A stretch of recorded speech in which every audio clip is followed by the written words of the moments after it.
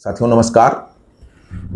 मैं एक बहुत ही महत्वपूर्ण विषय कि आपको जो लोड लर्निंग दिया जाता है रोड का, एलआर जिसको बोलते हैं,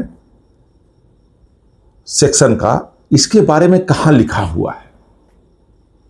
तो मैं आपको स्पष्ट कर दूं, यूएसआर 3.78 पैरा 6 में और इसके एसआर में आपको लर्निंग के बारे में लोको पायलटों के मिलेगा।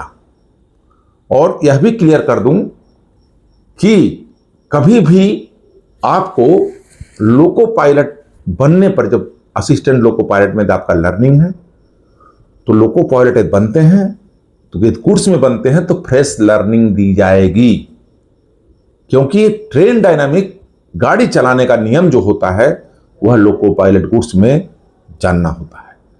दूसरी चीज इसी में है कि आपको जब तक लर्निंग का जानकारी ना हो तब तक कौन आपको कंडक्ट कर सकता है।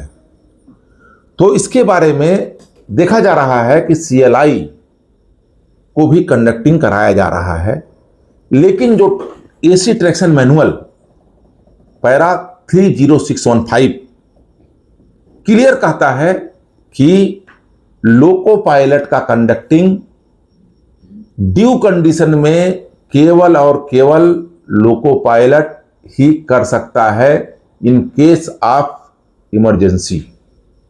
समझ लीजिए। और लोको इंस्पेक्टर की ड्यूटी में भी यह नहीं लिखा हुआ है कि वह कंडक्टिंग करेंगे, कंडक्ट करेंगे। दूसरी बात, आपको हेडक्वार्टर से ही लर्निंग दी जाएगी, आउट स्टेशन से लर्निंग नहीं दी जाएगी।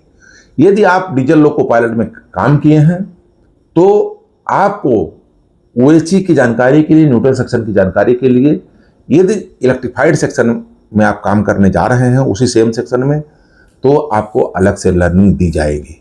यह भी आपके एसी ट्रैक्शन मैनुअल में इसका जिक्र है, आप इसको देख सकते हैं।